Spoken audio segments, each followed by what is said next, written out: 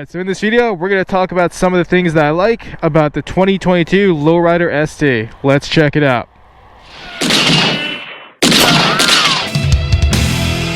What's going on, YouTube? FXCLS Brooklyn is back in the building, coming at you here from one of my favorite reservoirs out in the great state of New York. And we're just ripping around on my 2022 Lowrider ST. Shout out to Harley Davidson for hooking us up with this bike. We've been having a grand old time with this thing. And yeah, man, let's talk things that I like. So honestly, man, some of the things that I like about this I didn't expect to like, so it's kind of it is worth me making a video for. And you know, one of the common things that everyone has something to say about with this bike is, look at the bags, brother, they're lopsided, brother, for that 2x2 exhaust, brother. Honestly, I don't really care. It's like not something I would ever even notice if you didn't point it out to me. Usually when people say that to me, I usually just say, well, I'm probably just gonna throw on Leather Pros anyway. But then I started getting used to these hard bags that Harley has on here, and I actually like them, dude. There's like something really nice about having your entire bag just open up immediately, and I like the fact that they're detachable and they are deceptively higher capacity than you would think. I'm able to fit a lot of things in there, and originally I didn't think I'd be able to fit much because I'm used to stuffing out Leather Pros where you could fit a lot, but I was surprisingly able to fit a lot in there. So yeah, I really dig the bags, dude. I didn't think I was going to, but I definitely dig them. It's pretty broad, but I actually just really dig the bike aesthetically, you know?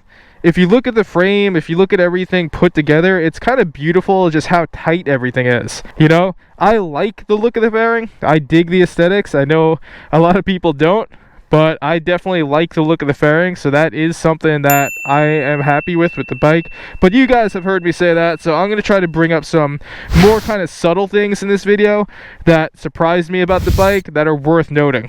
But let's shut up and let's ride, brother. To even ride FXCLS Brooklyn.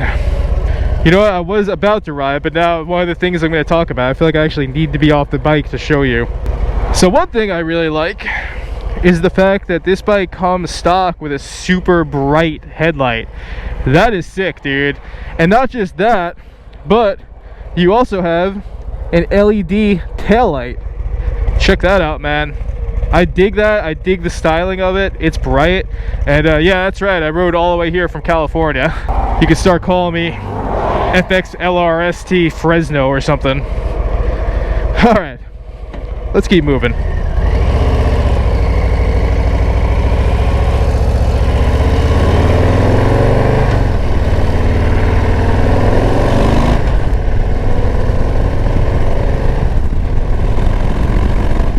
So another unexpected thing that I do like about this bike is I usually hold my tongue when people ask me to make comparisons about my 124 S&S versus this 117, just because I want to put more miles on it.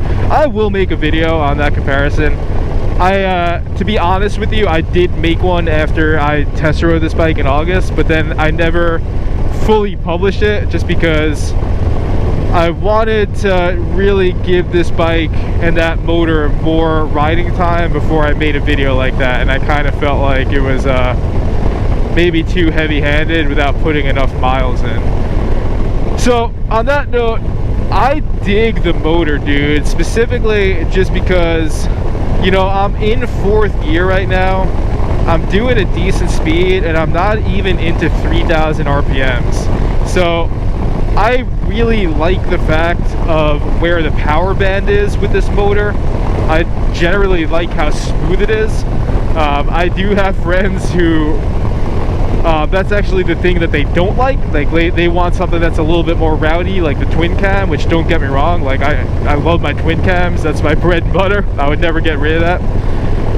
But the thing that I'm told is if you want to get this thing to feel more rowdy like a twin cam, just do a stage 2 or whatever, and you know, there you are. But I dig the motor, dude. It's like, it's great, dude. You know, it's all the power you really need. It's a big motor, right? And at the end of the day, I don't feel like it's getting too hot either. So that surprised me. I kind of thought I was gonna get on this thing and just kind of wave the motor off and just be like, yeah, it's not as fun as a twin cam, it's not as rowdy, it's like, it's placid. But that's actually not how I felt. I actually really dig the motor, you know, even with stock pipes and everything, and a stock 117, stock cam and everything. I'm pretty happy with it, man. Alright, so continuing this video in a very different location out here in New York City. That's because as I was, the point where it cut off, actually the SD card on this camera ran out, so I'm actually picking this video up a full week later in New York City. But yeah, so like we were talking about, you know, we mentioned some things about the bike that really surprised us, you know, and one of the things I wanted to mention that was really surprising about this bike is how easy it is to pull this clutch. It straight up feels like an easy pull clutch, dude. You know, I was blown away. You know, you can easily pull that clutch in with one finger, and it's just crazy, man, because I remember, you know, my Dyno Lowrider S, we're talking 2016, that thing has a real hard clutch, man. You know, it's got a hard clutch, stock, and I never did anything to change that. I just kind of dealt with it. So I don't know what they did. You know, I'm almost positive the clutches on these things are cable. I think for a minute they went hydraulic, but I'm pretty sure they went back to cable. I'm sure someone in the comment section will let us know. But yeah, I was surprised again by just how easy it was to pull the clutch, which makes this bike a very potential formidable bike if you're someone that's going to be having to ride through an urban environment like heavy traffic. You're going to have to do the lane splitting, etc. So yeah, man, definitely something to be said about that.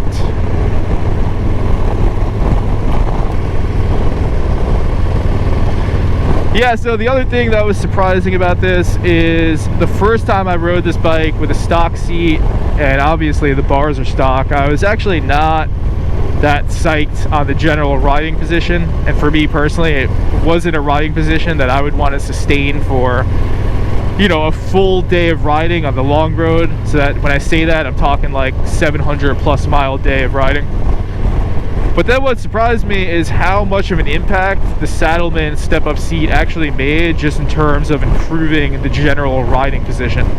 And even though the bars are lower than I would generally run on any of my bikes, the addition of that Saddlemen seat does push you a little bit forward and does put you a little bit more upright, where the bars, you know, as low as they are right now compared to all my other bikes, I actually feel like is sustainable. So there's that, you know, there's that.